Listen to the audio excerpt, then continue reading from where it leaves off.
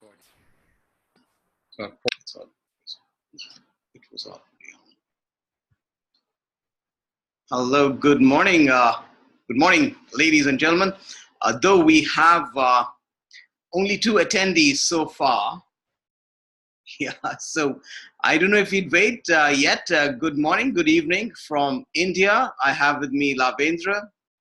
Yes, I'm. I think some of you may be knowing who I am, but in case you're joining us for the first time, I'm a managing partner here at Recalibrate, and I head up sales and innovation practices here. So, and I'm sure you're Great. familiar Yeah. with So the. I think Pooja and Rajendra, both of you have attended some webinars in the past. So I guess you're all familiar with each other in that sense. Like I said, very thin attendance, only 2 of you so far, but we'll see how it goes. I think, what's the time? Shall we kick off? I think we have a minute. We have a minute. I'm not sure if many will join in that minute, but let's hope so. We're always hopeful. Yeah. But I think we shouldn't penalize people who attended, so we'll not at all. have a very good session. Yeah. Irrespective. So that just means that the participants that are attending have to compensate for the lack of the others and be engaged, interactive, join the polls. Do all the things you need to do. Only way to compensate. Yeah. Yeah, that's a good way to compensate. So Pooja and Rajendra, we are muted. We got muted. So I hope. So I think we were muted. Right? Yeah. Could you hear us? Somebody want to quickly use the chat feature? Somebody wants to use the chat feature so that there's a bit of a check-in. Let's check for technology. Can you all hear us clearly? Just yes or no? Just use the chat feature, please.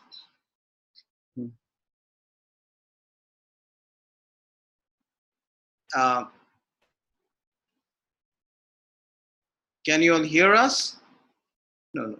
Here it is. Yeah. Okay, we just want an acknowledgement. Yes. Okay, great. All right. Great then. So let's start. All right. Okay, light less on the faces.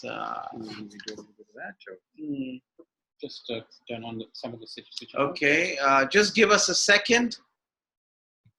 Okay, so people are saying there's some light on the face. Just put on the switches. Less light, you say. Put all of them, then they'll take less.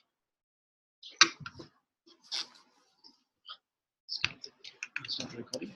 Is that sort of better? Any better? Okay, yeah, great. I think it's better. Yes, it is. Great. All right, shall we begin? Let's go. All right.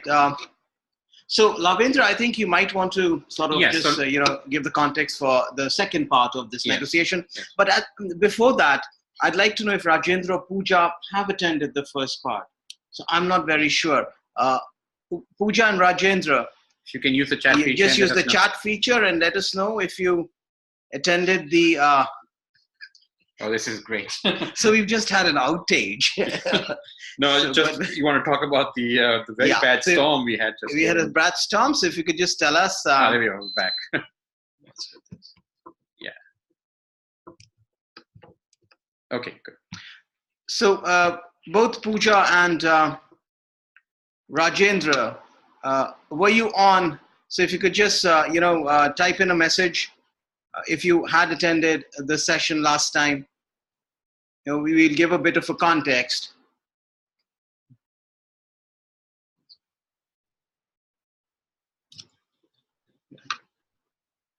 Yes. Okay. Great. Thanks, Rajendra. Thanks for that. And okay, Pooja, you're a part of Anisha's team. Okay. Great. So let's Lavi. So I think we can now take it on from here. Great.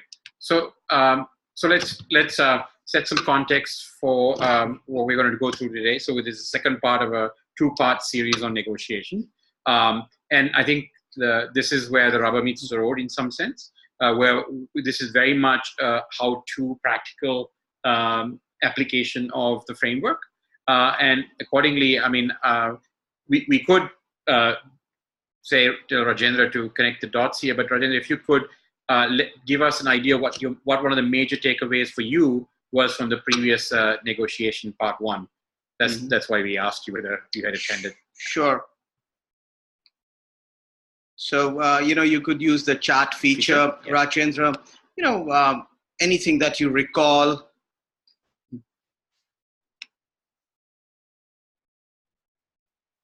The framework. Okay, great. Appreciate that. So let's take a quick bit of a poll here. And so let's see how well you recall things. Sorry, let me just get back here. And the poll is, what is the primary objective of Recalibrate's negotiation framework? So as you... So it's only Rajendra, really? So, as soon as you're done, yeah? Brilliant. Great. Yes. So you got that, demonstrating value at every opportunity. So you get a 100 out of 100 on that. Good job. So you know what, Lavindra, what I really like is that we have Rajendra. I mean, there must be many who've attended the first part, because we had a pretty good audience in the first part. Yes. What I'm delighted about is the recall.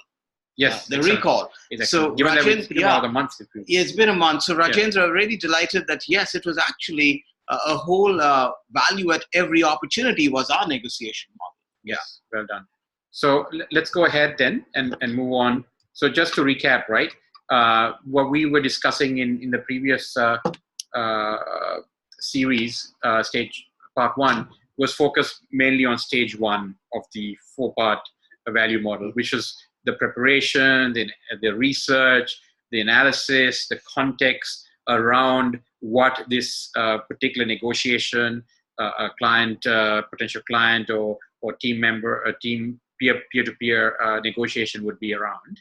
So today we're going to really focus on stage 2 and 3 and 4, and the division of labor between the two of us has essentially been between Deep will do stage 2, I will do 3, he will finish with 4. Of course, as we customarily do, the two of us will obviously banter and opine and interact. Yeah, we'll have a dialogue, and we would just make it very conversational. Picking up from where Lavi left, so we talked of preparation, information gathering. We looked at the importance of it. So today we are going to talk about, first up, we getting into discussions. Now we're really getting into discussions from the information that we've gathered. We're going to present all of that. That's the next stage. Whether it's a client sort of a negotiation or a peer-to-peer or team, the model, the process remains the same. Yeah. Yes. So beg your pardon, because there's some outages happening here frequently. There's a storm. There's a huge storm here. So these frequent outages may happen. Yeah. So just bear with us. Thanks. So let's talk of what really happens in a discussion. So discussion is a great way. I think that's a great place to leverage through, right? What happens in a discussion really is we establish trust, we build rapport, credibility. These are the real expected outcomes from this stage of discussions. Now, of course, during a discussion, there are many competencies that we demonstrate. Yeah, some of them are listening, proactive, active listening, avoiding early commitment, establishing rapport. Now, these are the things that happen, and we got to relate to the other party, reframing. We'll talk more of all of this, questioning. So we'll talk of all of this. The key piece that I want to probably highlight here is the trust factor. Now, trust factor is really, really great in any negotiation. Even when you're having a bit of a negotiation on a day-to-day basis with your family, with your son or daughter, trust is huge. Yes. Whether are you being authentic? For example, you might say, hey, you know what? Today we may not go for a movie because of XYZ reason. Now, is that reason really authentic? The trust again comes in, hey, so trust is a big one. We want to highlight more of trust. Rapport, empathy, credibility, and confidence. Absolutely. So, when you talk of trust, give a bit of a story here as well. Yeah, just one point to make. Sure. If you've noticed, the last point we have here in this section in the outcome is questions answered. And I want to just highlight a little bit before we go into the trust in detail, is that I think one of the things that we've recognized in our practice in negotiations is many parties, when they engage in this, their intent, and there's a big primary intent, and their rush is to get their questions answered, because in their mind they've got to get a RFP out, an offer out, a proposal out, a contract out, whatever the outcome in their mind. So they essentially the other 3 bullet points that we have here are very much neglected. The focus is very much on, hey, how do we get our questions, our needs met in this interaction, and completely lose, we believe, the plot in terms of establishing trust. Very important. You need to start doing that really early in the process. That's why it's in stage 2. Yeah. And we also talked about it in stage 1, if you recall. And so as we go through these stages, it's very important that you start building and adding credits to the trust quotient in the bank. Yeah. So that's the only point I wanted to make before we jump into the story. It's unfortunate that how many people disregard this point. Very true. Or if they don't disregard it, they at least sort of ignore it. They don't see the value of it, because once you build trust, 10 out of 10 times your negotiations will fetch you far greater results than you could even imagine, and seamlessly. So, we have about 5 or 6 ways to build trust. We're going to share some of those ways here. So, yeah. You want to tell a little story about how this came about. So obviously, there's an example I could use here. There was a company, RLX. They were a software development company. They used to develop software, all of that, make apps, the usual technology stuff, what most organizations do. Ericsson does for their, various clients in the telecom or aerospace. So they had a client called Impress. So RLX was working with a client called Impress, building their software for them. The manager and the manager of Impress, both the managers had some sort of, arguments or differences because of specifications, timelines not being adhered to, specifications going wrong, all of that, not understanding the specifications. Now, what happens was there was a little trust factor coming in here. There's a little mistrust here.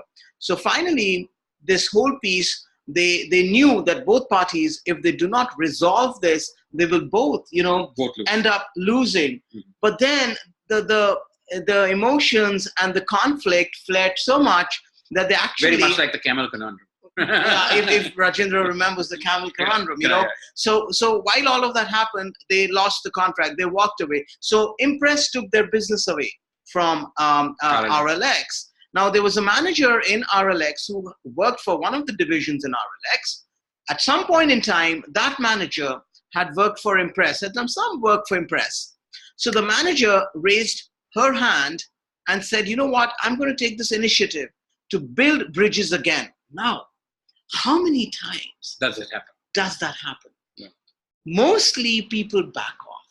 They feel that's it. Yes, we've lost it. Done. Yeah. Now that's the key piece here. That resilience and the confidence of building trust again. So 3 things she did. These are the 3 key things she did. She got to know all the reasons, all the challenges Impress had on this project. All the reasons, deep dive, what was really happening, what was Impress's expectations. Then she took the contract, picked the contract up again, and made a lot of, gave a lot of things away in that contract. Added more features, added more things that they would give for to address more. Just to address more. And what she did also was, this lady put in more, in addition to what already was, some more offering to get the client back. The third thing this lady did was contacted another partner of Impress, another client, yeah. And they were working for this client too. So they told this client to give some references about the journey they've had with RLX. These 3 pieces is what they did, and they got Impress back. So Impress was back on board. The fact is, again, trust again. So to build trust, these are the things that, right? I mean, so I think, if you were to nutshell it for our audience, I think, so there were a couple of things that happened. One was she was very well networked, which is we discussed that.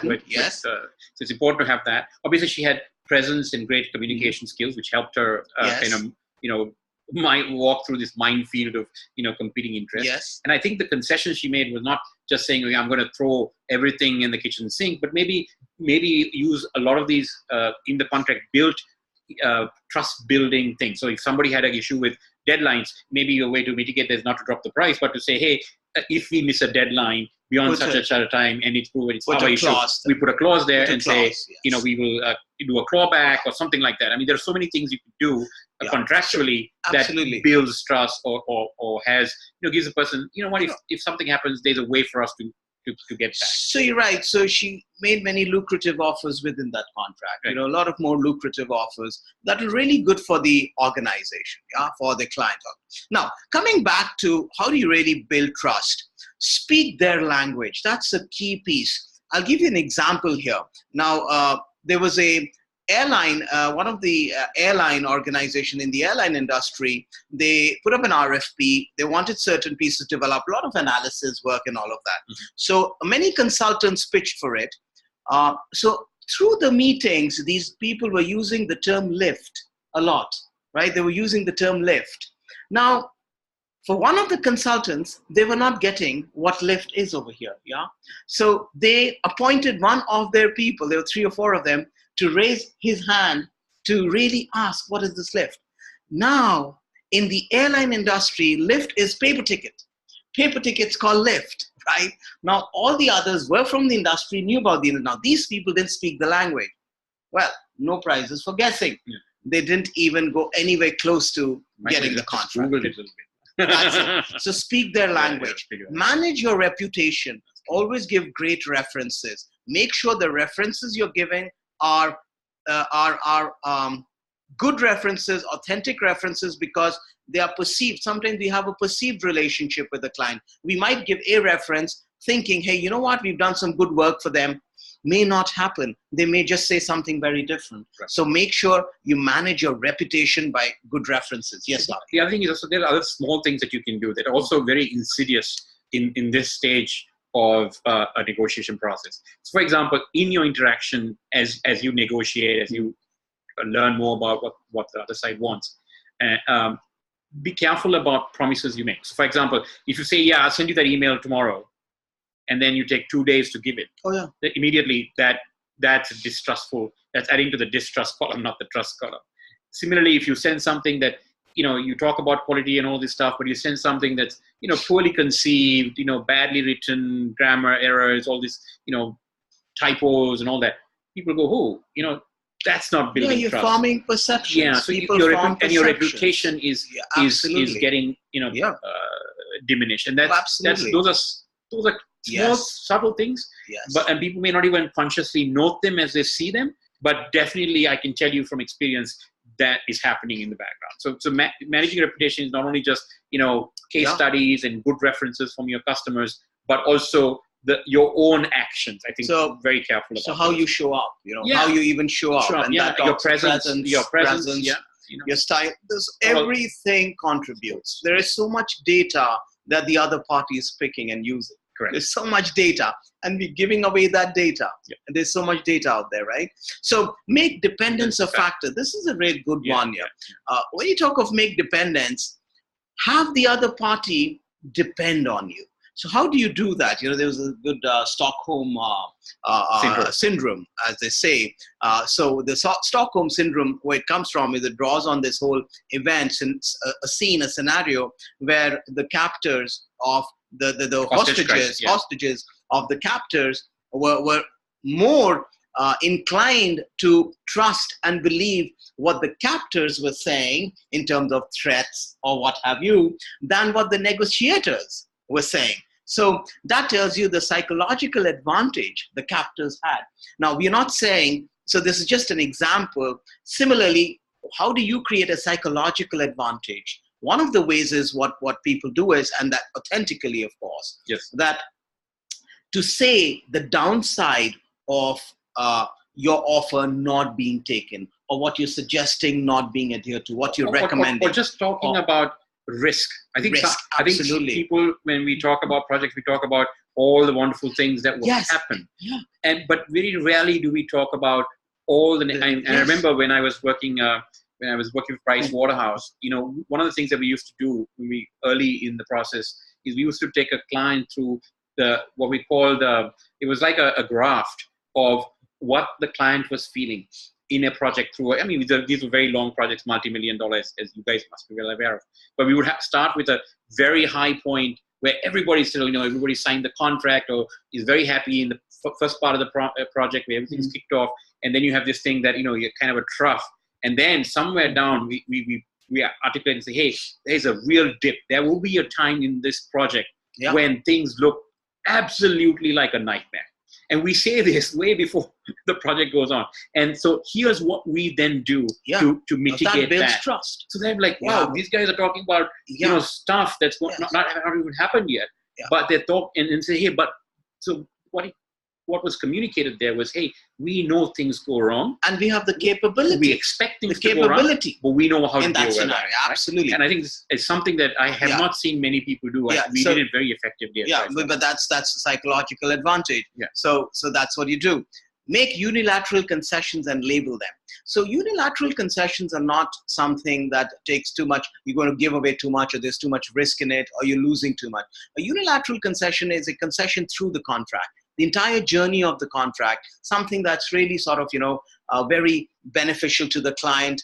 It's very critical, yet it's not very expensive to give that kind of stuff. Yeah, it also means that it doesn't require. So let's say that you're having a, ongoing kind of dialogue happening, and without the other party asking, unilateral means you make a concession. You say, hey, by the way, guys, we're going to throw this in. They're going to throw this in. And people are like, wow, that's you never asked. Yeah. You asked us that we need it. We just gave it and said, we're going to do this. And then very importantly, remember there's an and here, is label them. So essentially make a note somewhere that and continue to impress that concession was made. Otherwise, human minds are funny that they forget everything that you made a concession of, right? So make a note, make sure that it's discussed frequently so that people know that a concession was made. Absolutely. It's like putting credits in the trust bank, and that's what that is. It's really like, chest thumping. It's something like chest thumping. You got to tell them, you got to highlight, hey, time and again, we've done this for you. That kind of stuff. Yeah. And it's good to highlight it, So great. Explain your demands, very self-explanatory. If you feel very strongly about a recommendation, if you feel very strongly about what you're saying and you back it up with all the data, this is the mistake most make. Yeah. They'll say, you know what, this is what we're going to do. No.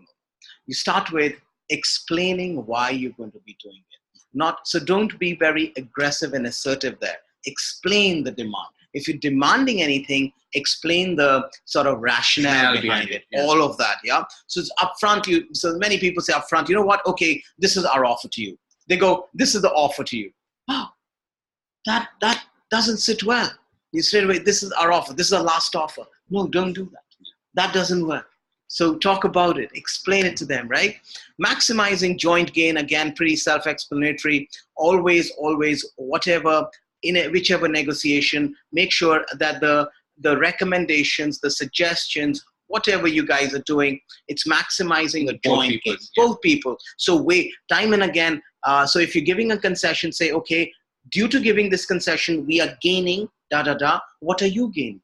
Right. Always maximize it, that kind of, Okay, so this is the kind of the way to build trust, right? So I just wanted to kind of put this slide up here because I think this was, we talked about this in part one. So just wanted to kind of refresh memories here that, this is about that whole quantum. Take from mistrust or distrust to trust, how you take a person. And this is only through conversations, Avi. Right. There's no other way. Correct. Through conversations, through data points, through results. Right. So people from reluctance, you take them to first a skeptic. So first they're very reluctant and a little skeptical. Yeah. So they move. So this is where you move. They're just moving. Then wait and watch. Okay, POC kind of stuff. Okay, let's see some of your skills that you're talking about. Let's do a POC. Then they start experimenting. And then the client or whatever, the other party starts co-creating. Right. So it's again like, just to reinforce because you brought it up. Yeah. So from I and you, the idea is to become we, so right. We always start with I and you. So every negotiation starts with I and you. The six steps we discussed prior, this was about how to make that happen. This actually does it. Yeah. So this takes you from I, you to we. Right. Yeah. So that's what I wanted to kind of maybe create a recall. Yeah. So there's a question or something up there. Sure. Raising risk early may cause concerns. Okay. Hey, Rajendra, so Yeah, let's talk about it a bit. Yeah. So Rajendra, why would you say that? Yeah, so we could, so we could, more participants. So we could, hi Marco, I'm not sure when you joined, but welcome. Chandrahar, hi, welcome. So Rajendra, we're going to turn your mic on. Let's yeah, you can tell Rajendra. Yeah, here's Rajendra. Allow us to talk. Okay, no, Rajendra, you're on. But no. Let me just unmute. Yeah. Here you go. Rajendra, try now. Okay, wait. Yeah. There we go. So Rajendra. We can hear you, I think. Yeah. Can you speak? So my idea was that early in the negotiation, if we raise concerns that might cause anxiety in the minds of maybe the other party, so we might have to time it, raise it at appropriate time, maybe after building the trust. Well, I think what we were saying, Rajendra, was actually, it's a bit of a chicken and egg story here a little bit, right? So as a trust building exercise, so if we know beforehand potential pitfalls that are associated with any project, and I think we've been around the block enough that we all know that, not everything's going to be smooth sailing, there's going to be issues. So talking about that up front, what it does is, because remember, somebody else bidding for the same piece of work probably does a very glossy job of, hey, everything's going to be wonderful, we're the best at all of this stuff, we're just going to, yes, but, sometimes it's sometimes useful. Like, let's, for example, put yourself in this, somebody says, two things. Go on. Somebody says, hey, this could possibly happen. Here's what we would do. Is this something that you've experienced? And that this is a classic way to do the questioning. Then they'll say, yeah, actually we've had that happen. Immediately there's like rapport building, and then there's a dialogue conversation about, yes, we had a project, this happened, that happened. Then you make note of that and say, oh, okay, so this been a prior experience. Yeah. How do we make sure it doesn't happen again? So it's a call. I mean, so in addition, actually what we're really saying is, bring up a downside which you have in the past worked with.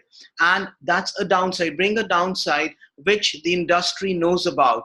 Yet what you are saying is, we have a solution to that downside. So if you normally, what happens is, if there's a tsunami, if there is a tsunami, guess what?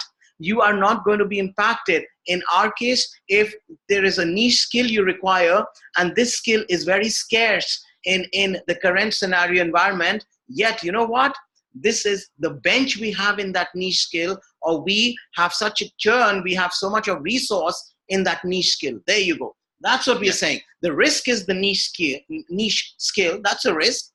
Very less of resource. There's hardly any supply in the environment as well. But you have enough in that area. That's what we're actually saying. Yeah. Call out that risk, yet straight away say, you know what? We have enough backup for it. We have capability. That's the whole this is not to talk about, something like, when we do projects of this kind, we always have an issue. No, not like that. I'm not talking about those kinds of risks. Then, Rajendra, in that case, you are right. You're right. In that case, you know what?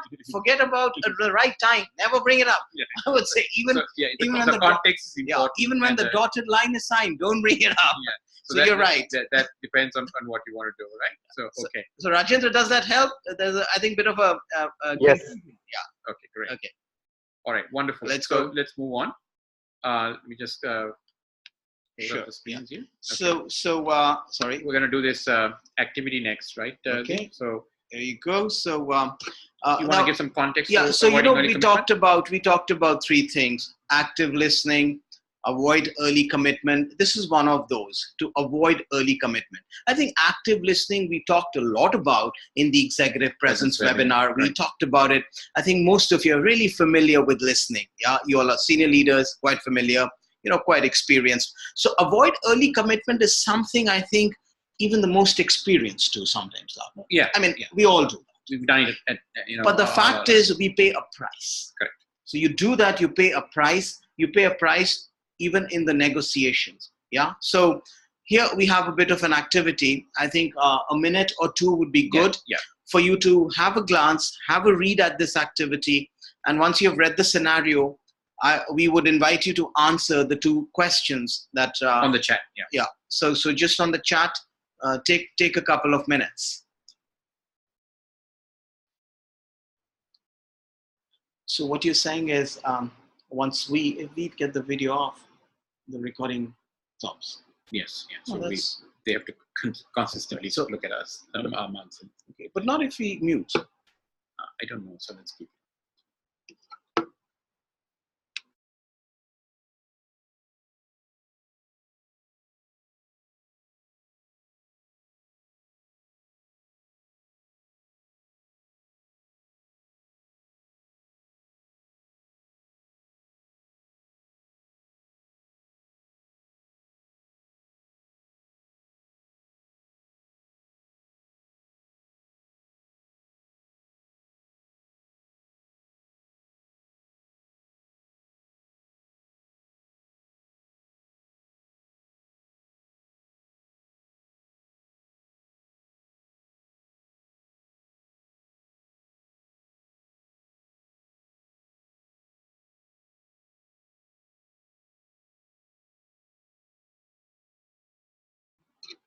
Okay. So, right. Do we have any responses, maybe?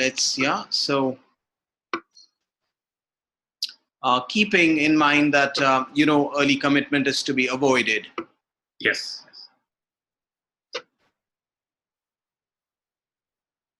So at least 1 or 2 responses would be good, and then we can probably move on or talk a little about it.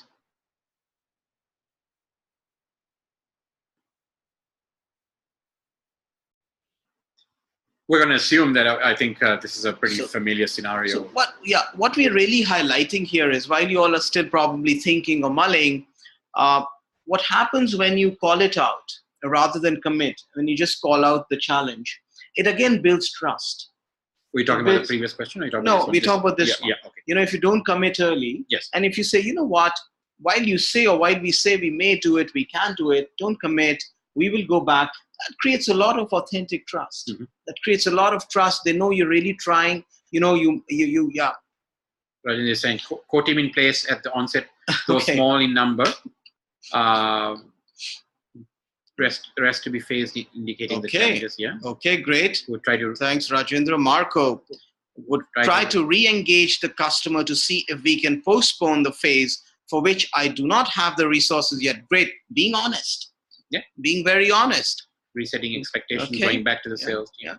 And Chandradhar is saying this is the typical challenge to all of us. Yeah. It is. That's why we picked it. Actually. Yeah. It is. It's so common. It's common. Very common. Very common. I think, yeah, good. So I think So the plan here is actually just to buy yourself enough time and not to commit to something, because one thing we've learned is that if you make a commitment, you really can't claw back out of that. So if you made a commitment, and what we typically see is somebody rushes to make a commitment, then realizes that it was too early, it's not a commitment that they can keep, or it's a commitment that's too expensive, or is impacting the bottom line. And then you have kind of this downward spiral that follows after, because everything that comes after that is a negative. Yeah. And so that really puts a very bad taste. And usually what will happen is that negotiation won't be very successful. So you're right. Clients sometimes can put a lot of pressure that we need to get this product up and going. We need to go to market at XYZ. In 6 months, we need to go to market. There's investor money, there's all of that. So there could be a lot of pressure. Again, the idea is that's where the presence part comes in. How do you deal with that pressure? Don't overcommit. And this is becoming pretty rampant. And somehow, even in this part of the world, we are gaining a reputation of overcommit. Yeah. That's happening. We get to hear that. We all know that. Overcommitting. So when it's a long journey, when you're looking at a long-term relationship with a client, that's when you definitely want to avoid overcommitting, because it's a long one. And early committing. Yeah. Okay. Okay, so what are the other competencies we talked about? Relating. So the 4 we talked about were relating, reframing, questioning. Yeah. So we will now do some activities around it to understand it better. Before that, just to explain what really is relating. This is what happens in the discussion. We're still at the discussion stage. Relating is to be able to relate to the other party. That's simple as that. So, for example, how do you really relate to your people at home? How do you relate to your daughter? How do you relate to your wife? So if something is being said, it's Or about or husband. You're right, or husband. Sorry. So if something is being said, how do you really relate? How do you all relate? By obviously there's some common. What is there's a common thread there. There's something. Yeah, right. So find that common piece. Talk about it. Yeah. So this is really the relating is really about making sure on an emotional, empathetic level that the two parties are on the same wavelength. Yeah. Right. That's the way. So what we're going to do is I'm going to pretend that I'm the client here, and Deep's going to do the relating. Yeah. So I'm going to say this estimate seems way off. The numbers don't add up for me. Well, when I was actually doing this estimate, I had similar thoughts.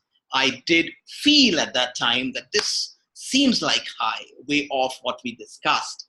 Yet, when I started adding up the dots, when I started adding it all up, let me explain this to you.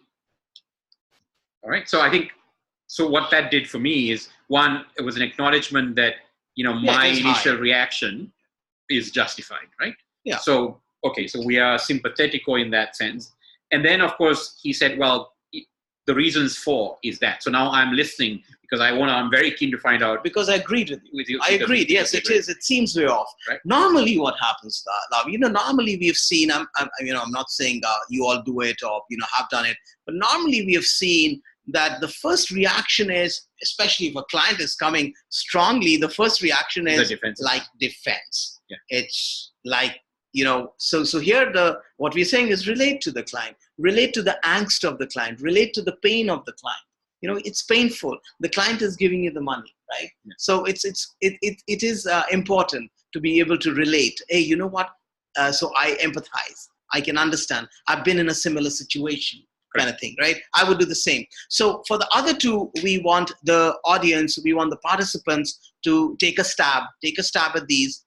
On chat, you could just probably type in your response. Yeah, it doesn't have to be the whole answer. Yeah, just we want to see whether you understood the relating. Relating part. Is still very simple, actually. Yeah, it's so. Who would like to take a stab at the second one? Welcome, please. Sorry. It's disappeared. So anyone wants to take a stab? Rajendra, Marco, Chandrahar, Pooja, who would like to take a stab at this in the second one? Or we could probably very quickly do it as well. So let's talk about it very quickly. I'm frustrated with your team being always late in getting critical deliverables to me. Always late. Always late. Yeah. Like, oh, that's pretty. So I would be frustrated as well, is what I would say. Of course, I'd be frustrated as well. Yeah. There you go. You're relating. Yeah. I can understand your anger. What does that do, love? What is that? Well, I mean, at least you feel like, okay, this person gets it, right? I mean, it gets it, right? Now, you may completely disagree with the actual fact that the deliverables are always late. Yeah. Right. But what you're relating to is that person's emotional state of mind at this particular juncture. Sure. So you're not discounting them. That's the key, right? Yeah. If you discount them, then you have an issue. Sure. We could take another one. I cannot work another weekend. You will have to use another resource. So, well, you know what? I don't like working weekends. Yeah, I hate working weekends. I don't like working weekend. Now that's something you would want to say. Now, you're relating to the person. Oh, okay, ready? Now, normally we straight away come up with a response, a solution. Okay. So what this does is it neutralizes that emotional upheaval, and then it leaves a lot of room for a bit of a dialogue, a bit of a discussion. The reason that we picked this, particularly these relating as one of the first competencies to talk about, is if you recall in part one, we talked about the Canal conundrum, the choices, yeah, and also all the power of emotions in negotiation. So if you're having an emotional response, or you're encountering an emotional response, one way to kind of negate that or address that is to relate. Okay, Marco. Well, in those cases, it helps if you build the relationship with the client before you had such comments. If you've done this, you can manage and have a dialogue. Otherwise, it's hard. So to relate, Marco, to relate as we explained it, I'm not sure what you find hard in it. Just to be able to get into their shoes and say, hey, absolutely, like that's how you relate. No, I think what Marco was saying is if you had a prior relationship or you build a relationship with them, of course, so this is actually a way to build that relationship, actually, Marco. So yes, if you had a relationship, things become much easier. So these are actually techniques about how you would build that relationship, right? So trust and building rapport is building a relationship, exactly. So if you relate, so if somebody comes at you, out of frustration or has a very strong opinion, if you just discount that and go on the defensive, that's not building a relationship, right? I mean, think about, your spouse or your children or your friends. When they bring up something like this, you always relate automatically, right? So what we're saying is similarly, at an emotional level, meet a potential client there, because that's how you become a friend. That's how you become a partner. So in one sense, just to stay for this point, it's a good point. Yes. One sense, I think, is to either we're going towards what is being said, or we are rebutting or going against what is being said, or stepping back from what is being said. These are the three scenarios. Either we go towards, okay, great, I agree, or we go against it, or we step back. Stepping back and against is not relating. No. Going towards is relating. Right. And I think the next one, when we do the reframing, I think it'll be clear. But you can always relate and then reframe, which is one. Which is what we have here. Right. So reframing. So reframing is what? So, if you just look at the term reframe, it's a frame. So every time people think in frames, there's always a frame of reference. We're only reframing it. The meaning doesn't change. Correct. So the picture is still the same. Right. But the frame, the way to look at it is different. Correct. That's it. So you're looking at it differently without the meaning changes. Correct. Yeah, without the meaning changing, right? So you want me to take the first one? So maybe yes. So I want to make sure we don't miss any deadlines on this new project, because in the previous project, we suffered huge losses due to missed deadlines. Okay, so have there been a time where you did not suffer huge losses due to us missing deadlines? So what that first did to me, right? So first of all is you kind of flipped the question. You kind of forced me actually to take a step back and answer the question, which is, well, is this a consistent behavior or is this the last project only, right? So is it an anomaly or is it a pattern, right? So of course that puts me, if I came hard charging, it forced me to back off. Another way you could have done this also is, and I know you've done this in the past, where you would say, hey, look, I understand, the cost of missed deadlines. Yeah. What's that relating? And then reframed, but have we consistently done that in the past? Right? So it's a relate, reframe. Right? So you could mix these up. Not a problem, right? This is your point. No problem. So, another simply would be like, are there times when we have not missed deadlines? See, are there any times when we have not missed deadlines? Or another reframe could be, what are some of the losses you could suffer if we were to miss deadlines by a day or by a week or by a month? Now you're actually reframing it totally. If we miss it by 2 days, what is the loss? If you miss it by a week, what is the loss? So what you're saying is, okay, while we are aware now, we're talking about your loss, so we are very aware, so we'll make sure we don't. Right. That's it. That's reframing it. Now, normally what would one do? Normally what would one do here? Well, first of all, I've seen all kinds of reactions. People go like, whoa. Or they start saying, no, we won't. But saying would not give much comfort. Yeah, right. Especially in negotiations when you're not in gotten the contract or something like that. Okay, so I think you might want to take a stab again. Okay, good. We have Marco. You are right, but we learned a lot from previous experience that we put all actions in place to avoid them. Yeah. So he's giving a response. Yeah, absolutely. Yeah, absolutely. You are right. You're relating. You're relating, Marco. Brilliant. And from previous, we put all the actions. This is great. Yeah. So there you go. That's a very good reframe. Yeah. That's a fantastic reframe. Excellent reframe. Yeah.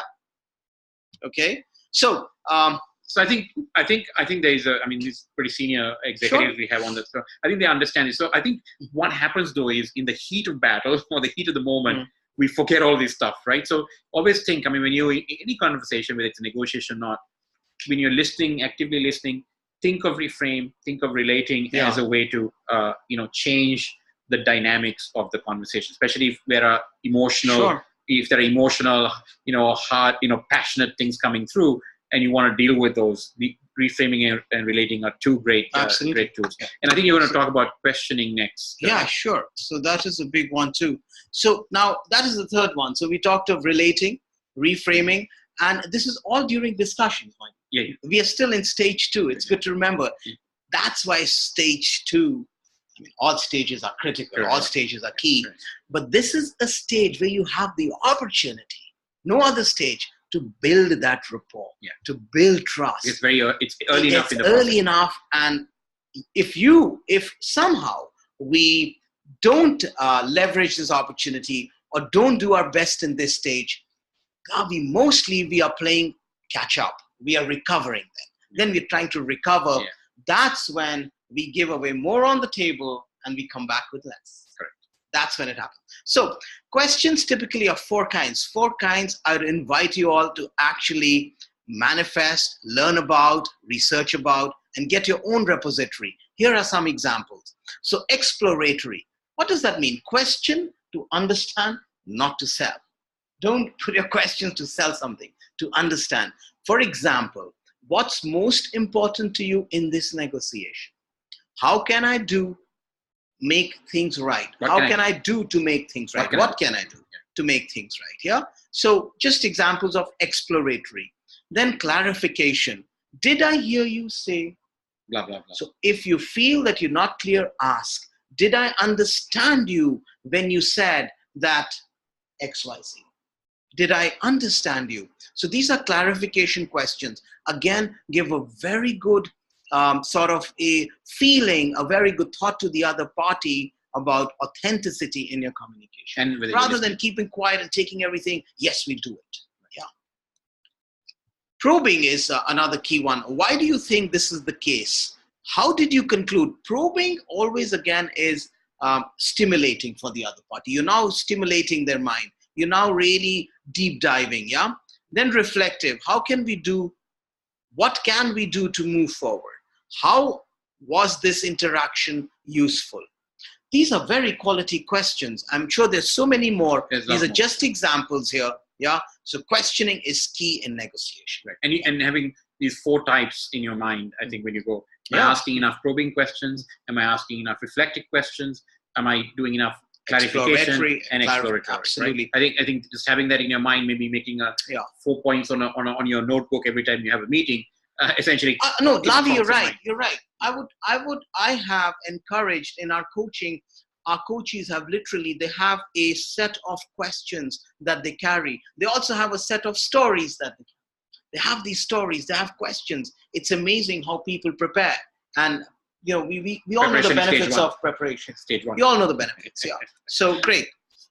Okay, so let's do stage 3. We segue into stage 3. Lavi will mostly take you through this stage. Yeah. Great. So this is where all of these rich discussions you've had in stage 2, and of course your preparation fed to stage 2. You had rich discussions. You gathered a lot of information. You clarified a lot of things. And now, this is where you would be putting an offer together, a proposal together, a contract together. And you're also taking some of these insights that you've gleaned from the client and then putting forth maybe an innovative solution, out-of-the-box thinking. All of this stuff is manifesting in stage 3, right? And this is obviously the sell part of your offer. Now, the things that are interesting here, let's ask a few questions. Let's ask our participants how they define value, and how do you think clients perceive value? Just use the chat feature. Use the first part. Okay, let's do that. Right. Let's do that. Yeah. So how do you define value? Use the chat. There's no right answer, obviously, right? Use the chat feature again, ladies and gentlemen. Minute here. Take about half a minute is good, I guess. Half a minute, guys. There's no right and wrong. We all define value in our own manner. We all have our definitions of value. So go for it. Marco has raised. Okay, Marco, you want to talk? Okay, give me a second. So let me allow you to talk. Let me unmute you. Okay, Marco, no, I I'm think. unmuted, Rajendra, actually. No, Marco is. He's unmuted. Yeah. Marco, see if you can now chat. We have. Yeah, yeah, okay, Marco, go. We can hear you. Yeah. I mean, I think in this kind of context, probably the value is really what is perceived as something that will make a change for your counterpart, could be the client in this case. I mean, what he really needs and what will make him happy and what will be perceived as fulfilling his expectation in this case. Yes, excellent. Yes, anything that, you're right, anything that evokes a response that you want, anything that makes them feel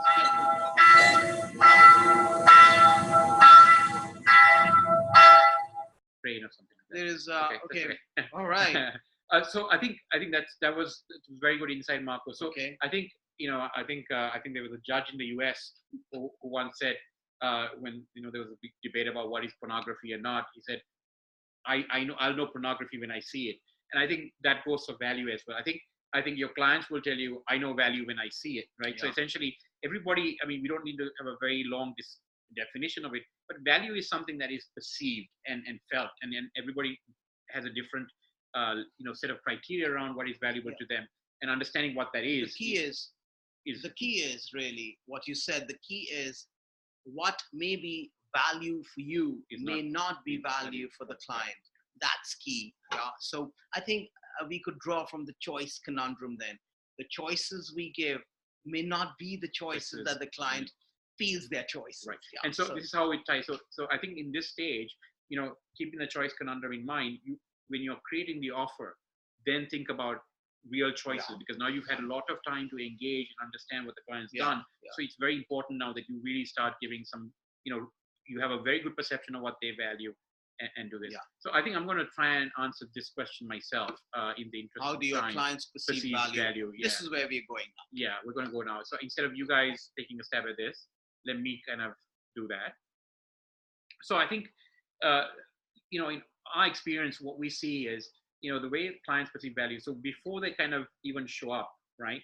I mean, think of, if I throw a name out like McKinsey or Nike or, these other companies, there's some kind of brand or knowledge or identity already out there that evokes some kind of perception, positive or negative, about a particular company, right?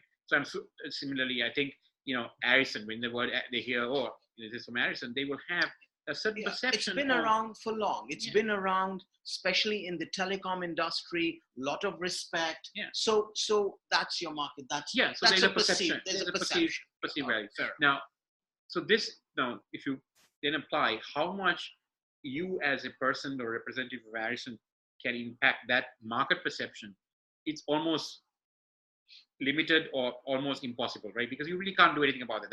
That is out there. That's a baggage they bring to the table, positive or negative, and there's not much you can do about that. Similarly, if this is this client has any past experience, either with your team or with someone else's team at Arison, that's also something that you can't fix, because we can't really go and redo the past, right? So that's that. So these two things that give a client a certain perception of the value of working with you is limited. That's the key point. So then what is it that is in your full control? So what is in your full and 100% control, you have total control over and complete control over, is your current interaction.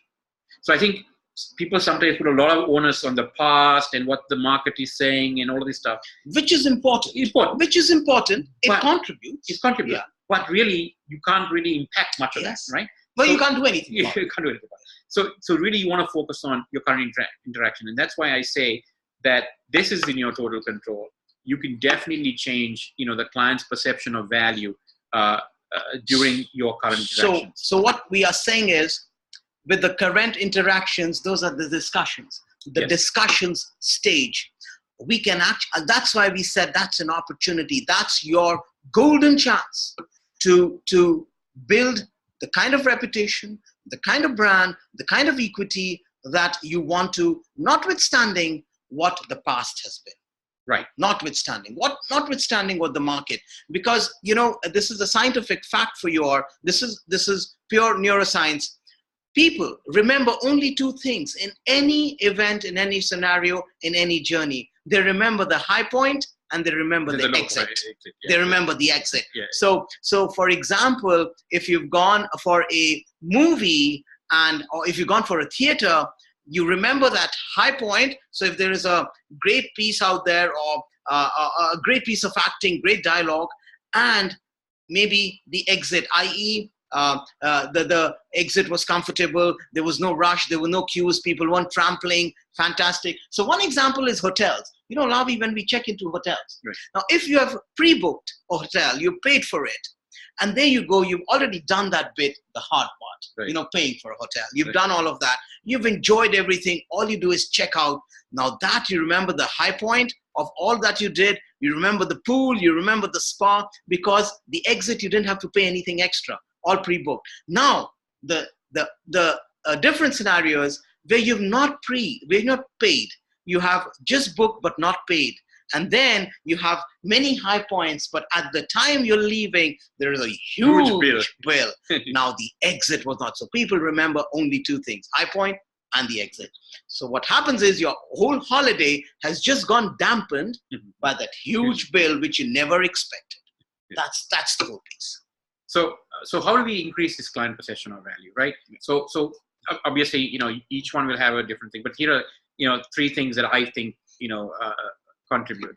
So one of the things that you can do in your current interaction is start to position yourself differently from what they may have perceived you to be, right? And demonstrate that through your capabilities and competencies during all of the stages, right? Stage 1, 2, and now 3, right? So if you feel that, you've been positioned in the market unfairly, right, as a, low cost provider, change that positioning. You have control to that. Actually start bringing some real hardcore experts in there. And right? you're going to talk about it. Yeah. Okay. Yeah. So you do that, right? So you change the positioning. That's how you would do that. Next is if you were by the packaging and the presentation of the offer, right? So when you put something forward, make sure it's done properly, right? So it's a perception change there. World class, global benchmarks. Yeah, global benchmarks. Nice document, nice conversations, good presentations, very to the point, right? Very well put together. The next one is, of course, by articulating, right? This is the presence part, and then illustrating. This is the joint impact conversation, right? How do you illustrate the positive impact to them, right? And all that we will gain collectively as a partnership. So there's really making sure that that's all there. This is how you could potentially change. So Lavi, would it be good to highlight that there's a lot of storytelling. Yeah. Isn't that a key component? Yes. How you tell your story. Yeah. How you emphasize the positive impact that you talk. Correct. Great. Okay. Right. So that's all about the articulation. That's why storytelling and articulation. And this is how you're gradually increasing that perception, the value. Correct. So what we're trying to do, and I'm sure your participants will have their own take on how they could potentially do that, and we'll do a little bit of an exercise to gauge what they would do in addition to maybe these things. So what the point here being, and this curve can be exponential if you want to, but what we have the whole point of the framework is that starting from stage 1, you're adding value as you go through the stage 4, right? Now there could be a scenario where you start very high up on the value curve, right? You make a very good first impression, you do pretty good, and then suddenly you stop, you start slacking off or things don't go well. Then you're dipping down. Now to come back up, it's almost impossible because you've really lost that. The discussions may not have gone well. You may not have prepped enough. And all the pieces that we're talking about, relating, reframing, questioning, all of that may not have happened. So while the clients are okay. And this happens. This really happens. The market perception is so amazing. So let's take McKinsey. I've had people who have gone to McKinsey because of market perception. And then I have had them say, oh my God, the experience was horrific. I'm speaking the truth. Yes, I know. So and I know the particular. So there you go. So it works both ways. Yes, it does. So what the other point I want to make is the second graph here is that even if you feel that even in a case of a prior client or an existing client, you've now taken over or there's a new opportunity with that client, maybe the past things have been not that great. So there may be an old perception of value, right? Which is the lower of the lines in the graph here. You can, with your current interactions from stage 1 on, really drastically shift that perception. And that creates a whole new perception of value for that client. So while the past may be irrelevant, you can, by the current interaction, change that original perception. So then just to reinforce, again, it comes to discussions a stage prior to this, because the value that Lavi is talking about, the old perception may not be very high as you see on the scale. And if you were to really increase that, the only way is the discussions part. Discussions, how did the discussions go? of course, stage 1, the research and the context, which helps this stage. So that's really critical. Very critical, right? So these are some of the kind of the questions that you may want to have answered in stage 2 as well, and make sure you've actually asked these questions. So I mean, there's a whole bunch of them, and you can obviously have more of these. But let's pick a few of these, right?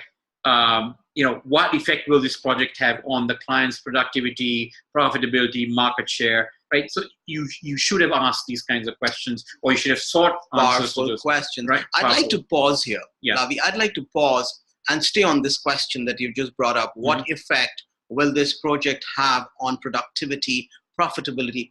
How many vendor partners would actually ask this question? But I'm sure few, maybe some of you do too, maybe some of the attendees do. What we're saying is this is powerful stuff. This can not just increase your perceived value, the kind of trust, the kind of confidence the client would have would be huge, remarkable. Yeah. And questions 13 and 14 are also very good, right? Yeah. So what's unique about our relationship? Does a bias place special trust in us, right? So understanding the unique aspects of the relationship helps you articulate it in your proposal, right? In presenting your proposal. Yeah. So if you have answers to question, then your proposal, instead of being kind of a canned thing of, here's all the wonderful things we've done, here's the same case study we put into every proposal, here's, you guys know what I'm talking about. All of these things start to look very canned after a while. If you've done your work properly, your proposals will be very rich, very targeted, right? And that's key. Yeah, these questions are insightful questions, because if we just for the example, what's unique about our relationship? If you're asking the client this, does the buyer place special trust in me? So, this is a question you could even ask to your own self. Yeah. But when you ask questions to the other, you get an insight from the response. So say, for example, let's go back to the 7th question. What effect will this project have on productivity, profitability? Now, if the response is not very in terms of quality of the response, they might say, okay, it'll be good to have, it won't make that much of a difference, or it'll make a difference. And if it's not huge, it's not what you're expecting, at least you just get to know the value that the client perceiving through what you're doing, the perceived value. Then you know that this is the price the client is going to put. Yeah. You just know from there, this is the price the client's going to put on this, because it's not making much difference to the market share, profitability, and all of that. So key questions actually, to know how far do you want to go with this client, how far the client will go with you. Right. Do you want to continue the sales process? Exactly. So how much are you going to invest in the client? Yeah, exactly. Yeah. Great. So next activity. So hopefully, you obviously have things always pending in your pipeline of a project or negotiation you're in the middle of. So think about something that you're currently working on, and maybe come up with, it doesn't have to be for all 3, but maybe 1 thing or 2 things that you could do, and you can raise your hand and we can turn your mics on to talk about how you might change the perception of value through something that you may do. And maybe that insight that you're giving could be useful for somebody else listening in your own company. Because there are tons and tons of things one can do to increase. Yeah. We only highlighting the importance of it and give you some examples. I remember, I think it was about a year ago when we actually had this. There's a classroom in the classroom in Bangalore and in Delhi. And when we actually started this activity, it was amazing the people started sharing various things that they had done in real. They came with tens and tens of ideas, and then other people said, "Oh my God, I should try that." Yes, and I remember that they went back with many ideas to increase that client's perception of them, the value they bring. A lot of stuff came up. Yeah. So this is kind of a very interesting activity at the point. I don't know whether, in this format, whether we'll get that richness of that. But hey, I'm challenging you guys to do that. So yeah, if you'd like to take a stab. Yeah, and if you want to come on the mic, we can do that as well. So how can you increase the value of your positioning and demonstrating your capabilities? So obviously, some of the ways are to showcase how you showcase your talent, how you showcase your skilled people, or how do you articulate their briefs or their profiles. I had a client once who, a lot of people, do all this stuff on PowerPoint, right? Usually, or proposal that's quite meaty to read, sorry. But I had a client once who did a little video instead. Yeah. So the packaging and the presenting the offer was on a video clip, and they, had interviewed various people kind of thing. It could be a storyboard. Some people use storyboards. Yeah. So I think people get very creative about how they do it, and that helps them stand out. And especially if there's a crowded, competitive market with all kinds of people sending stuff. Which it is. And I know some people insist on a standard format. Yeah. This was in addition to that. Sure. Yeah. So okay, I think you've really got the gist of it. Yeah. You've got what we are highlighting. So moving on. Yeah, maybe we should go to stage 4 because I think there's I think it's one person. Chat. I would point the client to a similar projects we had with another client and would present the results we achieved in previous. Fantastic. This is another great way. That's like a case study. Yeah, case study, use cases, whatever. You can do so many things. Thanks, Marco. Thanks. So Marco, just to challenge you a little bit, right? Mm-hmm. And we'll move on quickly here.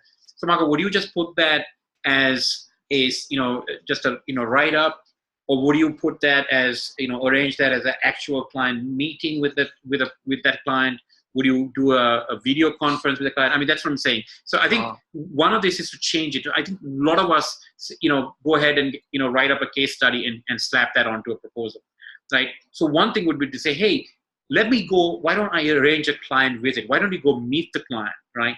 Or let's get on a video conference with this client. They would love to talk to you, right? About their experience. As long as it's not a competitor. Yeah, obviously, right? But within the caveats, I mean, the packaging, that's why bullet point 2 is packaging and presenting the offer. So even if you have something that valuable, then really showcase that as opposed to just sorting it into the here's our case study section. But brilliant move. Yeah, it's right thing to do. Brilliant idea. Just execution. Yeah. Think of bullet point 2. Yeah. Brilliant. Okay, so let's move on to stage 4. Deep. All right. So in any negotiation, it's just sort of a given that there are differences. There's differences of opinions. There's differences of perspectives. Conflict. There's conflicts. So due to that, there's conflict. We gave an example in the very early on in this webcast about this manager of RLX and Impress, how the differences were only due to specs, specifications, timelines. So this is another part which is sort of, a whole leadership piece here, which is how do you manage these differences? How do you manage the conflict? Some people judge too fast. So you're also moving from a judger to a learner. That's a big one. You all could probably Google it. I'd invite you. What's really moving from a judger mindset to a learner mindset? Now, when you talk of conflicts and when you talk of communication, these are conflicting communication. These are difficult conversations. So there are five styles we all use in a conflict. We either avoid a conflict or we accommodate, we compromise, we compete, we collaborate. We'll talk a little about these. A real win-win is collaboration. We hear this term a lot. This is a competency most leaders, most organizations expect the people to have. But collaboration needs 2 things. You need to be assertive to collaborate, and you also need to be cooperative to collaborate. Now, assertiveness and aggression, of course, again, there's a thin line. When are we assertive normally? We are assertive when we are very confident about our knowledge. We are assertive when we are very confident about our information that we have. We are assertive when we have a lot of experience. Or sometimes, Lavi, depending on the context, people are assertive due to their position. Yes. Just the position they asserted. They use their position. So in a client scenario or in a negotiation scenario, it's being cooperative as well. When both are high, we are collaborating. Yeah. Now, yeah. I Sure. think that I was just noting the TKI assessment. So one of the things that we did, and Yes. we could send the assessment to worth the sharing participants. with them. Yeah. You're right. Is an assessment that you can do. You got to be honest about filling. It's a 20-minute kind of assessment. Yeah. And pen and paper. It's a pen and paper assessment. And when you do that, you get a very good understanding of your style. Your style. Yeah. And so I think it was illuminating for some of the participants on the workshop as to where their proclivities lay in this matrix, right? So once you know what your tendencies are, then it's much easier to counteract that, mitigate that, or work on the stuff that's not so strong. Sure. So that's called the Thomas Kilmann instrument, and that will tell you which style are you using mostly, your predominant style. But we all use all these styles in given context. This is very contextual. What we are really sharing here is the importance of managing conflict in a negotiation.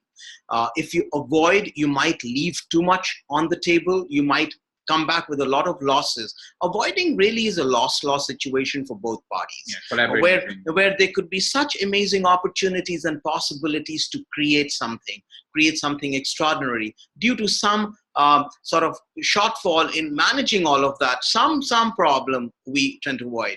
So this is what conflict management is all about. You have your styles, you use an appropriate style in the appropriate context, yeah? But two things in mind: assertiveness and cooperation. Now, let's look at the other diagram on the right-hand side of your screens, which is the Liqui-Hiam's negotiation matrix. Now, this informs from the conflict management styles. It informs from there. There is there's a correlation between the two.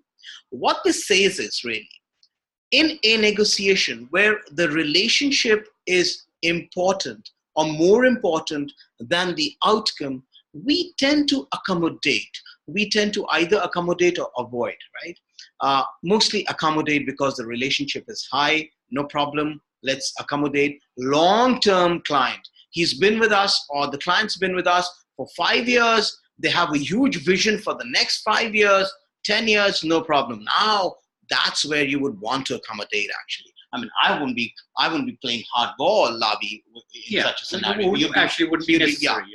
This is not necessary. Where the task or the outcome is more important, either for you or for the other party, you will notice there'll be a push from both ends. So this is a very good tool. Once you know this and you're getting into a conflicting situation in negotiations, I would invite you to have this in your mind while you're having a dialogue. Hey, wait here. The client seems to be pushing too much. Maybe the relationship is not so important for the client. Maybe the task is more important. Wow. So then you can calibrate, and use your discussions to persuade or influence the client. Right. Use the knowledge, the information that you have. Correct. Yeah. So that's what this is all about. And I think it's an instrument one could really use. Yeah, and I think leverage against the win-win. And I think we discussed this in the beginning of our part one. These frameworks work very well when the objective is you want the relationship is very important. You want a longer-term partner client. Yeah. And the outcomes are also important, which is the collaborative win-win, right? Yeah. So the framework is geared towards the win-win column. But obviously, right, if somebody is very, if you feel that, they're always pushing for outcomes and that seems to be the most important thing and really don't care about the relationship with us, maybe they're looking for just a price, right? The cheapest provider. And so knowing that early allows you to say, are we then aligned at a strategic level of, is this a customer we need to have? Or maybe, hey, look, once they get over the fact that we can do something cheap, maybe we build a longer term relationship. All of these things get answered once you know the psychology and the neuroscience that this kind of thinking provides. Yeah, so hopefully this is helpful. So you're right, Lavi. I can give you examples of our banking clients. We work with a lot of banking clients who sometimes, these are coaching clients, so they share a lot in a coaching relationship. It's a personalized relationship. People share a lot. So Lavi, we know that many of them say, we get our, when we do an RFP, we get consultants or from XYZ technology, maybe Accenture or TCS, HCL, what have you. And they've actually said to us, finally, anybody who drops the price, who gives a good price, we go, because you know what, Deep, there's just one or the other. There's half a dozen of one or six of the other. There's not much difference in the skill sets or what they bring to the table. I mean, I've heard people say that. Yeah. So that means if you go by the stages, our model, how much of that perceived value you can build. So where price then doesn't matter. Yeah. Or they start to look at other factors. Yeah, the price may not be the only criteria. Correct. That's the beauty of this sort of model. And these are some of the 5 areas. These are just sort of, when is competing best, collaborating. You're going to get a recording of this session. You're going to get the deck. So, I would invite you, encourage you to have a look at these to see what is best for you, what works best in certain scenarios. And we might send you another tool. I'll share it with the HR. They'll probably circulate it internally, which has these 5 styles, and you will have your scores once you take the instrument that Lavi was talking about, and then you can sort of juxtapose the two. If you're overusing a style, it gives you questions that you should be asking yourself. So that's something we will share with you. If you're underusing a style, a different set of questions you should be asking. Why are you underusing it? Why are you overusing it? And those are questions, great questions, which give you great insight and great confidence to really, really manage conflict remarkably. Yeah. So this is what it is. Yeah. These are compromising, avoiding styles, best used when, accommodating. So that's that really. Yes. We have time for Q&A. Yeah. We timed it in such a way that we can. Brilliant. So I think let's open it. We can open up the mics if you want. Yeah. Raise So the hand, whatever. just, here we go. All if somebody right. wants to put up the hand. So yeah. Okay, Marco. 1 second. Yes, Marco, go. We can hear you. Yeah, no, nothing. I mean, just to reinstate that this is very, very useful. Thanks a lot. And sometimes those things are kind of our, day-by-day life. But looking at those with this structured approach was really, really helpful. Thanks a lot. I really appreciate that. Thank you, Marco. You've always been very generous with your words, with acknowledging how useful this is. Thank you very much. And the participation. Yes. Very good. Thank you. Thank you. Any questions? Anything you'd want to discuss? Anybody? Or we're good? Okay. So I think we're good. There's nothing on chat here we have. Yeah. Okay. All right. Great. Well, then have a great rest of the Friday. Yeah. And hopefully we'll meet again virtually somewhere in another program. Why not? But why not? Okay. So all the best in your future negotiations. Yeah. Thank you very much from Recalibrate. Thank you very much. Have a great weekend. Have a great all weekend. of you. And just a second. Okay. Okay, thanks for a good session. Rajendra, thank you again for being on this session. And have a good weekend, guys. And look forward to more webcasts with all of you, on more topics of use to you all. Great. Yeah, we look forward to all of that. All right. Thank you, everybody. Thank you very much then. Bye. Thank you.